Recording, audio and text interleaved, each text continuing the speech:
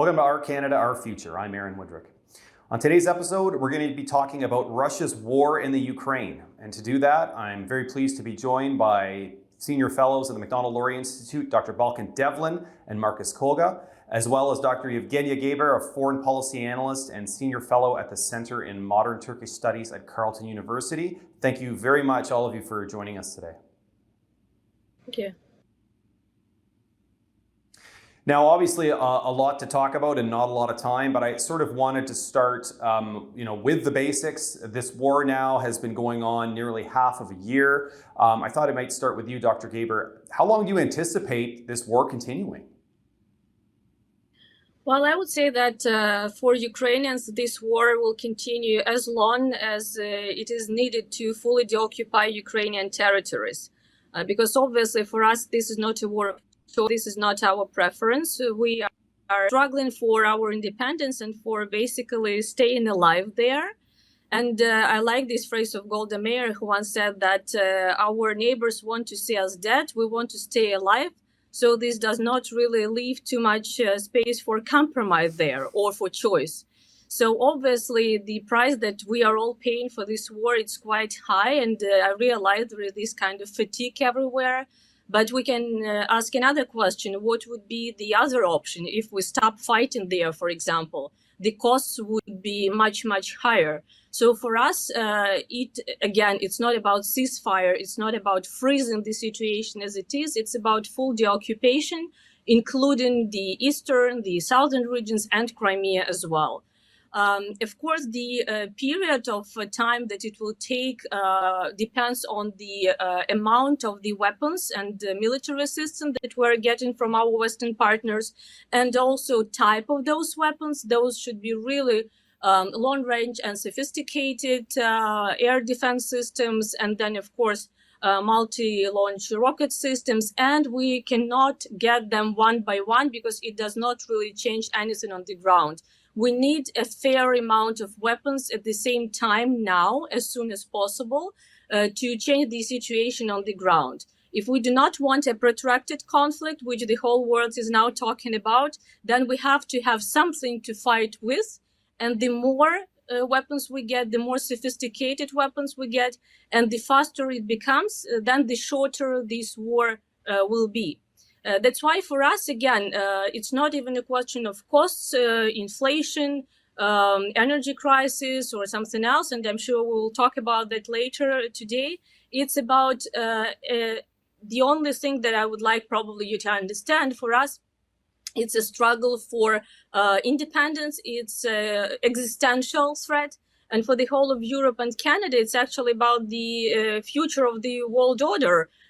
Do we want to live in this situation when Russia can, or any other liberal actor, can attack any country at any point of time? Or do we want to stick to a rule-based order? Do we want to have some level of security, some level of trust to our partners? So that is why it's important to keep this solidarity. It's important to keep these concerted efforts. It's important to react to Russian blackmailing with energy, with grain, weaponizing refugees, weaponizing food, weaponizing everything in this war on Ukraine, on democracy, on the liberal world. And if we get, again, enough of support, if we get enough of determination to maintain this level of pressure on Russia, to maintain these sanctions in place, not creating precedents for some exemptions here and there, then this war, I'm pretty sure, can end by the end of this year. Otherwise, of course, if we want to be nice to Russia, if we want to have peace talks, if we want to have diplomatic solutions, then it can last for a couple of months this year, and then next year, and then next year, until Russia will actually get more support from its own partners and will strengthen its own positions, and then will proceed somewhere to the Baltic states or to Poland or to Georgia. We can only guess which will be the next victim of Russian aggression. So it's an open question. Ukrainians are ready to do whatever we have to do to fight on the ground, not only as armed forces, but also as the whole society. We're fighting against Russia, but we do need support from our Western partners now.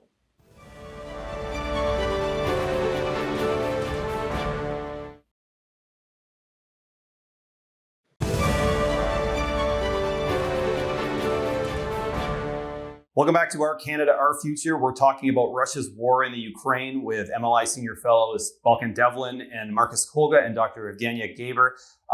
Balkan, before the break, Yevgeniya was laying out the fact that this is an existential war for Ukraine, and a lot of their ability to fight back is dependent on support from their allies. I wanted to get your thoughts on the response from Ukraine's allies, especially Canada in particular. Do you think it has been sufficient, and what more can countries like Canada do to help Ukraine?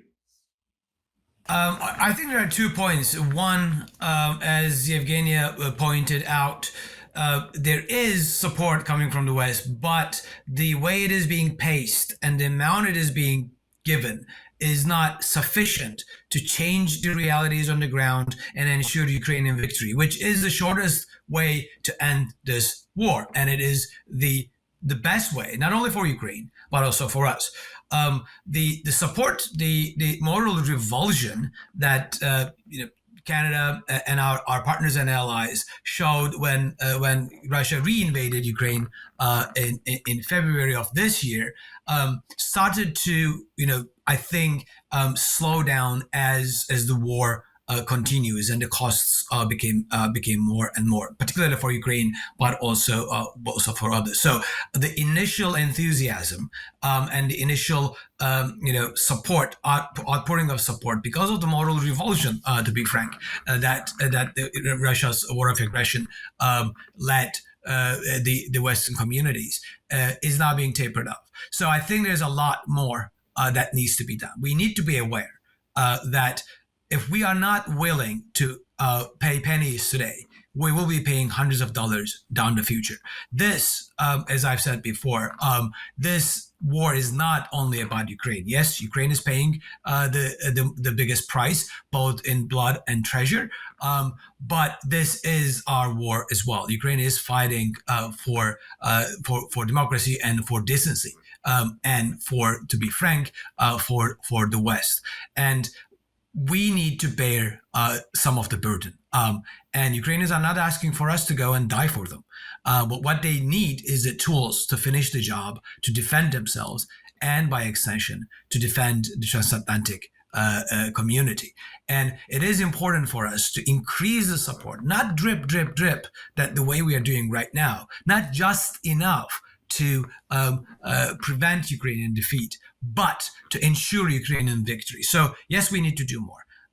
And there are different ways that Canada can support Ukraine.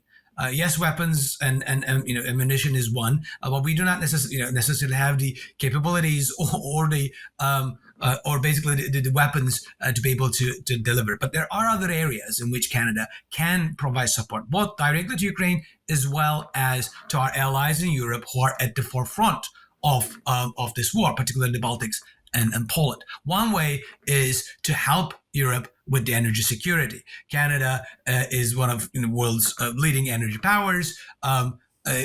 European dependence on Russian natural gas, particularly as we see, is fundamental in Russia's ability to blackmail Europe.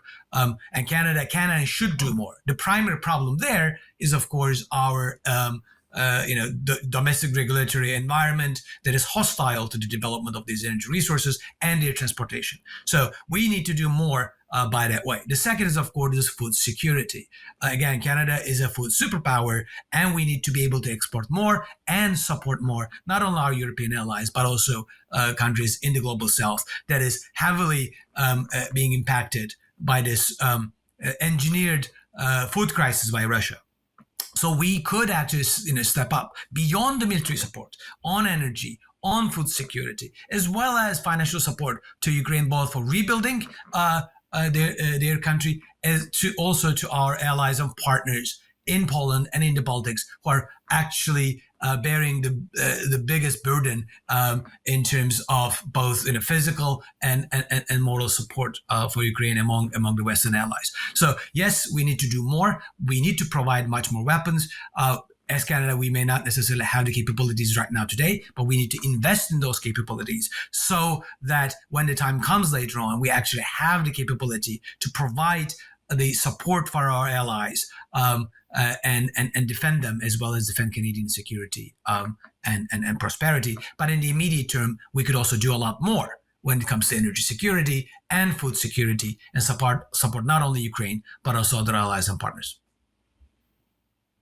Okay, yes, really good points. Just goes to show that Canada can play a much bigger role. We've got a lot more to dig into. We're going to take a short break and we'll be right back.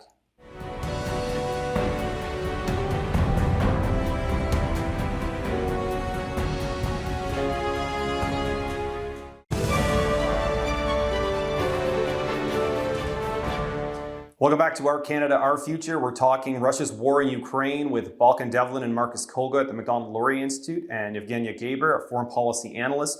Marcus, I wanted to turn to you. We've heard about how this is an existential fight for the Ukraine. I wanted to get your thoughts on Vladimir Putin's objectives here. A lot of people argued he did this as a way to deter the expansion of NATO. It's fair to say that hasn't worked out as he planned. Have his objectives changed here? Do you think he's willing to continue this fight as long as it takes? Well, look, Vladimir Putin started this war claiming that he was engaging in a special operation that was going to only last 3 days. We've now entered the 6th month of this campaign, and things are indeed not going very well for Vladimir Putin. I think a lot of experts believed that last summer, in fact, when he was building up his forces on Russia's border with Ukraine, a lot of us believe that his primary objective would be to secure the entire Donbass area, Donetsk and Luhansk, and perhaps make some territorial gains in the south. And I think a lot of us were surprised. I think the entire world was surprised when Vladimir Putin seemed to be more interested in taking the entire territory of Ukraine, attacking Kiev, of course, in the opening days of the war. Those objectives have clearly changed. Thanks much in part. Balkan and Ghana have talked about Western support for Ukraine with regards to defensive military weapons. That support has allowed the Ukrainian forces to push back and repel Russian attacks on Kiev and in other parts in northern Ukraine. What we're seeing right now is a grinding, stretched out war. I think that Vladimir Putin's primary objective right now, at the moment, is to do all that he can to remove the sanctions that are being placed on him. These are crippling his ability to make war. They're also, placing a heavy burden on Russia's economy. So those are the primary objectives right now. And I think that he's going to want to draw out this war, the situation right now, through the winter, because as we've seen, Vladimir Putin has weaponized energy against our European allies. He's turned off the taps, as it were, the gas taps that transport natural gas from Russia to Germany, and he's hoping for a deep freeze this winter so that he can extract concessions from our European allies with regards to Ukraine and the sanctions, and take advantage of that. So I think that's what we're going to be looking forward to in the coming weeks and months. Okay. Yevgenia, there's been recent controversy around a decision that the Trudeau government took to make an exemption to some of those sanctions that Marcus had mentioned to permit the return of a Gazprom turbine to Germany for repairs. I was wondering if you could sort of summarize what happened here and why this decision is so controversial. Well, I think we can talk here in two different dimensions. First, dealing with this particular situation and the response that was given, was it the best option? I would argue no, because what Russia was actually doing with these turbines, as it generally does with everything else, is blackmailing the European countries, mostly Germany, but also others who are very heavily dependent on Russia in terms of energy resources, and thus dragging Canada into this situation, which is now creating problems in Ukrainian-Canadian relations, which is something that we could not even imagine before, given the level of support that we generally get from Canada. So first, this is obviously just another leverage of how Russia tries to keep European countries in its sphere of influence, even if we're talking only about this influence in the energy area. But at the same time, we see how Russia is not delivering on its promises and is further decreasing the level of gas supplies in those pipelines. Whereas there is Ukrainian pipeline, which is not being used because the scope and the level of gas which has been booked by Gazprom, it's not being used now. So we could be helpful here, and actually we could have used this Ukrainian gas pipeline in case Russia does cuts off gas for Europe. And there is also the Polish one, the Yamal one, which is now sanctioned by Russia itself and which could be used for those purposes. But second thing is about creating precedent for eroding the sanctions regime that we're now having. And that is very dangerous because another examples may just follow. Yes, great points. We're going to take a short break and be right back.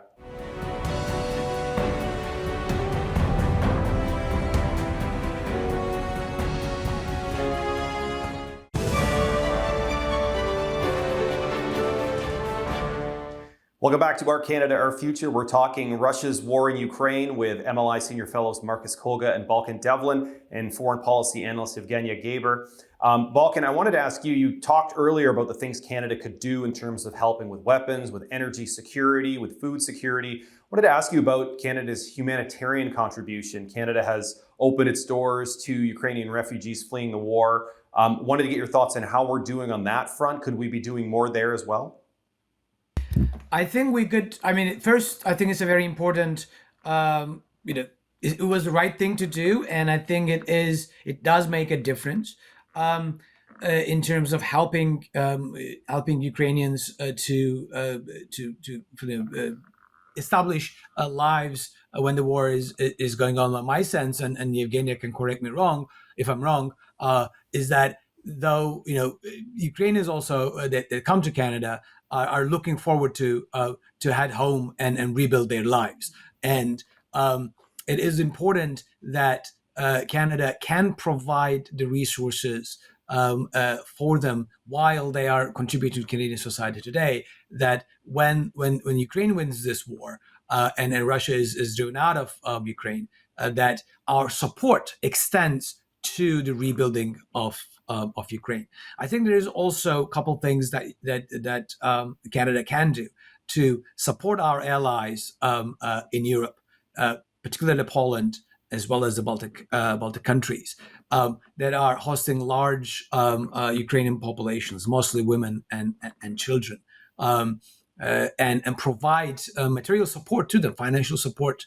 to them, to those countries, to lessen this burden. They are, sacrificing, and they are providing, enormous resilience in the face of this huge refugee flows. But we should do more so that we do not provide space for Russia to exploit the potential for having these big sort of amount of people in these countries, because Russia always weaponizes refugees and try to create fractures and fissures and divisions within societies by exploiting those differences. So we could do more in terms of providing support for the Ukrainian refugees in Europe, as well as trying to deliver the services and the resources here in Canada to those who are coming. And I think this is a broader conversation in terms of whether the federal government is delivering the services, the core services, in a capable way. So I don't want to get into that, but I think there's definitely a lot more to do. That's great stuff. And Marcus, I think might be the last question to you. I just wanted to ask your thoughts on sort of the precedent here and the geopolitical consequences of this conflict. Obviously, people are pointing out that China is watching what is happening here. Some people argue that the West's will is being tested here. Do they have the steel to continue to support Ukraine? It's sort of easy to say and do for a couple of weeks or months. We're into 6 months now. What are your thoughts on, how important this fight is to sort of future cases? It's critically important that we sustain the sanctions that we've placed on the Putin regime. It's also critically important, as Yevgeniya mentioned, that we immediately start sending weapons to help the Ukrainians push back the Russian forces that have crossed into their territory. I think that if we give any sort of an inch to Vladimir Putin, if we give into any sort of concessions, it will only enable him to continue this pattern of aggression that we've been seeing for the past 15 years. He will only continue to do this. Last summer, he amended his own country's constitution, allowing him to remain in power until 2036. That means we have, nearly 15 years of this left if he remains in power, perhaps longer. And so we need to be prepared for continued aggression. And he'll try again. He could try in places like Moldova, the Baltic states. And we need to be prepared for that. We also need to understand that China is indeed looking at keeping a very close eye on what's happening. And if we give in to Russia, China may try its luck in places like Taiwan, which is, of course, under threat. So how we respond today will reverberate for years and decades yet to come. So we better stand strong if we want to defend democracy. Yeah. Absolutely. And look, it's an incredibly important issue, existential to Ukraine, as Yevgeniya has pointed out several times, but important, of course, to all of us, including Canadians. I want to thank all our guests for joining us today, and I want to thank you, the viewers. We'll catch you next time on Our Canada, Our Future.